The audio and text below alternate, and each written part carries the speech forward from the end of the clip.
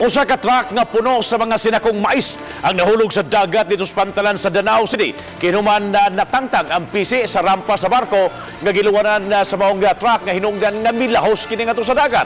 Ang truck adunay karga nga 400 ka mga sakong mais. Gitabangan hinuon sa mga kalalakinan ang pagsalbar sa kargang mais gikan sa maong sakanan. Giklaro sa Coast Guard nga way kalambigitan sa dutang panahon ang maong insidente.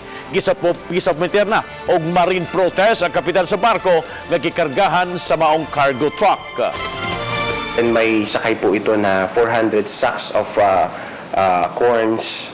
Hindi po siya bugas, no? So corns po siya. Yung 200 po is na-retrieve na. So ang nangyayari po dito is unti-unting tinatanggal muna yung mga kargamento niya before yung the whole truck is maano. Again, we are looking into the accountability ng doon sa vessel because loading operation yan eh. So dapat chinecheck.